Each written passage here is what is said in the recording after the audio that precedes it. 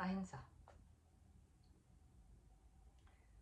When we hear that, the first thing that comes to mind usually is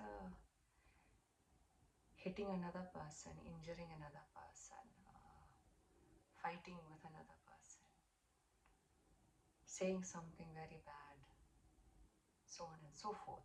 Very overt, very dramatic, very cinematic violence. The part that we fail to realize is that violence comes in very subtle forms as well that have more impact than the okay, let's not say more than, but equivalent amount of damage to the screaming, shouting, hitting, and the 5-year-old expression of it. Subtle forms of violence now. Ahimsa. When we use self-deprecating humor, when we belittle ourselves, the opposite of all this is again not grandeur, it's not narcissism and vanity either. It is moving away from either categorization, either opinions. Opinion is the problem.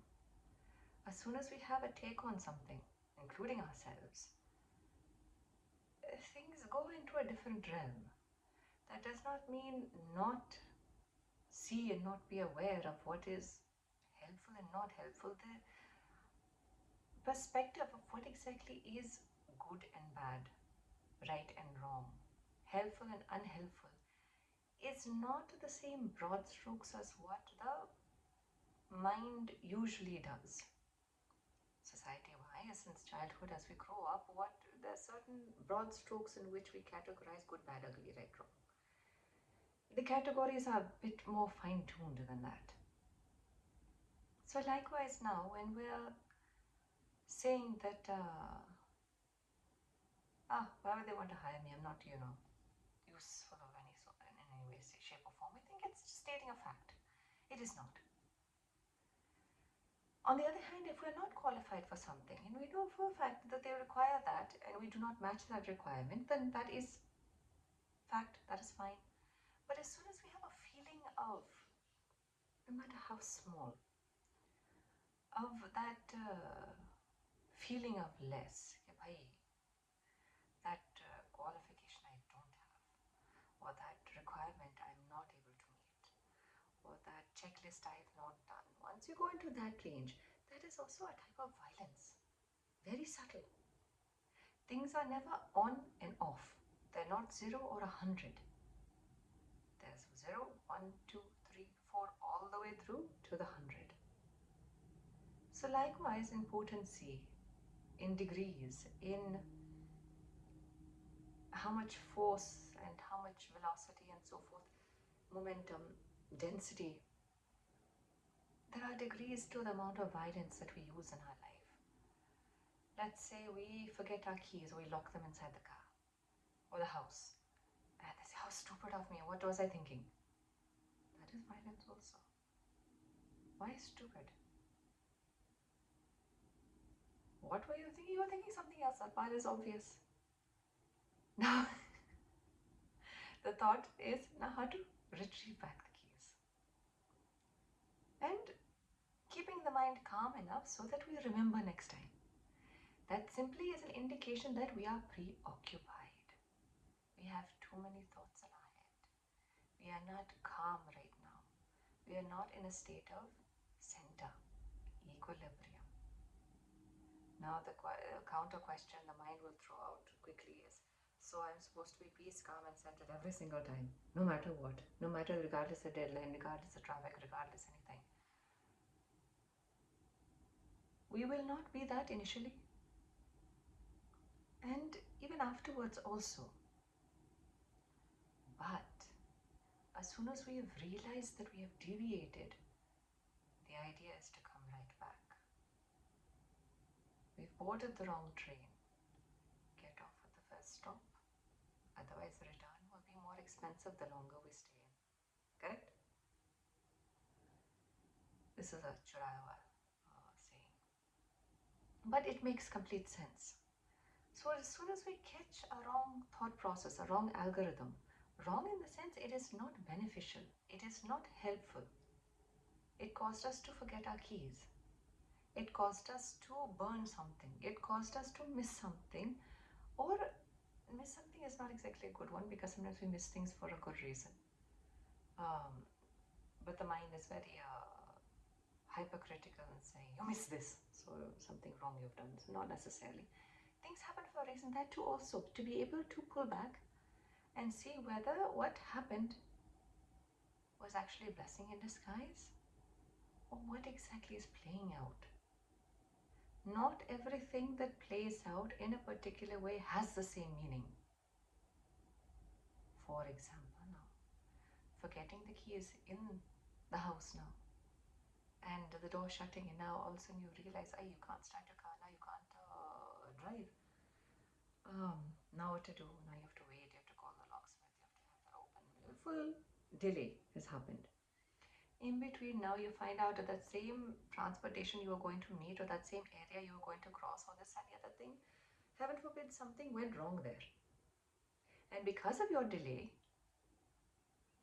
nothing happened to you. That is also sometimes the universe's way of saving us, protecting us,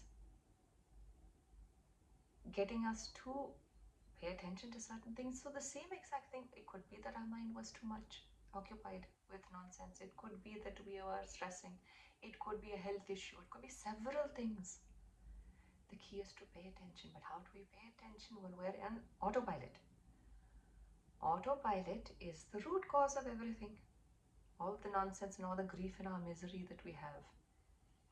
There are certain programs that we have. We don't know that they're there. And that's what we're running through. And that's how whatever incoming from life happens, it gets processed a particular way and it comes out the same way.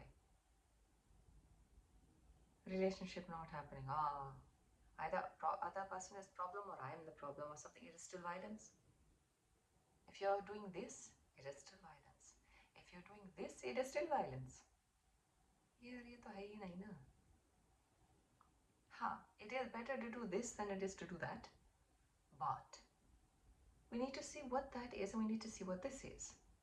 This can only happen if we're looking, if we're listening, if we're seeing, if we're understanding, if we're calm enough to remain neutral, to actually see what's playing out. If we're busy in our head, labeling, categorizing, having an opinion and a reaction for every single change of the wind, not possible. Remember, mind is trained negatively, not positively. Often when we try to change it positively, what we end up doing is doing false positivity. So I'm peace, loving and caring. Upar se, on the surface level. Inside, the same thoughts are there.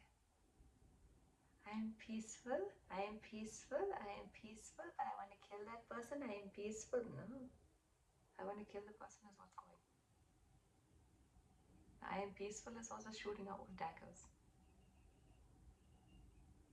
When you're sensitive to energy, when you can see or feel or this thing, you feel it. It doesn't matter how near this is. It makes no difference. It doesn't matter what's coming out here. What's here manifests in life. So if this is closed, this is hurt, this is holding on to hurts, this is blocked. Now whether it's towards a self, whether it's towards another person, it's still violence. Subtle forms, but a block. Watching through the mind. Perhaps we're not able to catch the thought because the mind is going zip, zip, zip, zip, zip with thoughts. They're too fast, can't catch them. So it feels more fuzzy and more like static rather than particular thoughts. Okay, I thought this, then I thought this, then the chronology is not catchable just yet sometimes. Fine. Several things also play there also. It's not that the person is broken so much that is why. No. Vat is agar increased, then automatically thoughts will be in multitude, bringing down the Vat. Pith, automatically worry. Too much pitta, aggression will be there. Bring down the pith. Too much depression. A combination of any of these three will also yield their own results in degrees. So again, taking the physical body into account, what we are surrounded by, if we're constantly listening to terrible news or violent films or this and the other thing, we're surrounding ourselves by the co-workers are discussing all the wrong things that have happened in the world and so forth, and politics and this and war and that and end of the world and this and that. This is constantly being fed in our ears. It will sit in our subconscious mind. Violence through the ears, through the eyes. Whether we are saying it or not, whether we are creating it or not, whether it's happening here, it's going and sitting. If it's sitting, it'll play out. If it'll play out, you will have the same energetic reaction, vibrational reactions. Seeing what we allow. How much attention are we actually paying attention to it? And even if we're not paying attention, subconscious mein agar jaake baith gaya, if it goes and sits in the subconscious, then somehow or another we'll find few days later also, maybe a few weeks later also, all of a sudden something will come out of our mouth or something in our reaction will replicate what we heard and saw then. Some mistrust, some what if. You see now those stupid serials, and then all of a sudden like, what if the husband or the wife is cheating? What if this thing? Well, so many nonsensical thoughts start entering the mind. Why? Violence. It's not that when someone takes a stick and puts it to someone's head or behind, it is violence. This is also violence. Not allowing the other person to be a human being. Either they're up there or they're way down there. They have flaws. Or refuse to see any of it. So the expectation is that they should be very divine and this thing all the time. No. Have a human body, no. Nose also drips, no. Earwax is also constantly making, no. There are all kinds of bodily functions happening. Perspiration is secreting and so on and so on. Why are they not allowed to be a human? Why this ridiculous expectation? To what degree and how much and how long and how much that effort is to go back to the light, into the center, into the neutrality, into the better, that should be seen. But we cannot see that unless we are clear. If we have our own tornado happening in our head, what we will see? Others and self also. So leave others aside. We have to pay attention. What tornadoes? What earthquakes? What is happening here? What is happening here? Even what is happening here? Gut. How much violence we put inside of our body. It's not an argument of non-veg and veg and this and the thing. The vibration in the very matter of it. Anything being killed will not emit joy. Yes, the plant is also in distress. But with the plant also, if you sever it, it can grow back.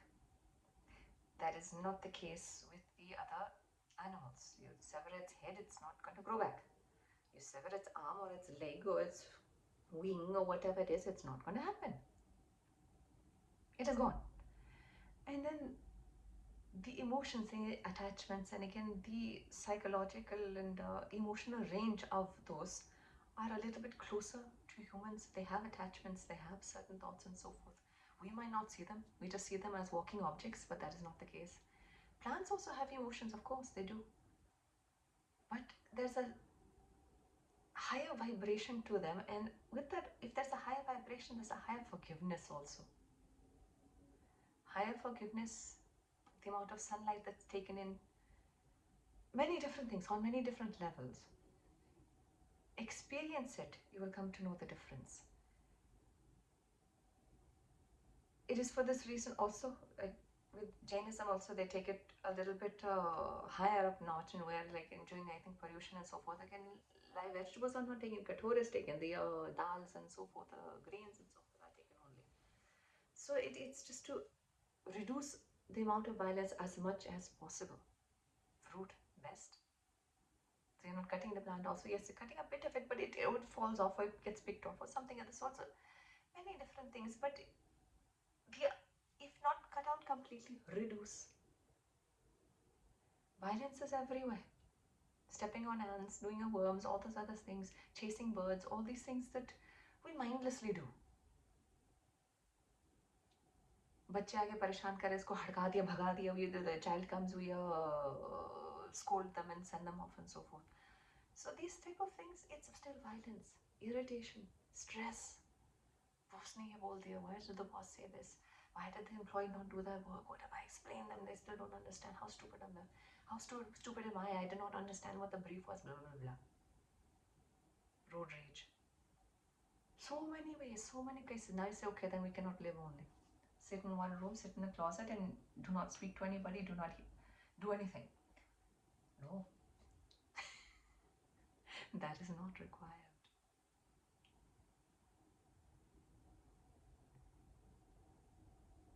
If we keep things in check,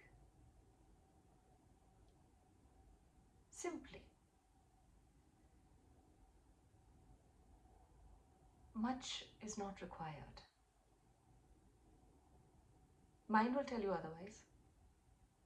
But once it becomes part of life and part of the normal routine, there's no special effort required. It's just different. That is the only difference. And mind hates change. But change is the rule of life. Sansar ka niyam hai parivartan. So to go against that is foolish. Because then either smoothly or kicking and screamingly, change will happen. So now with the third dimension to the fifth dimension, either we realize the subtleties of things, because fifth dimension is subtle.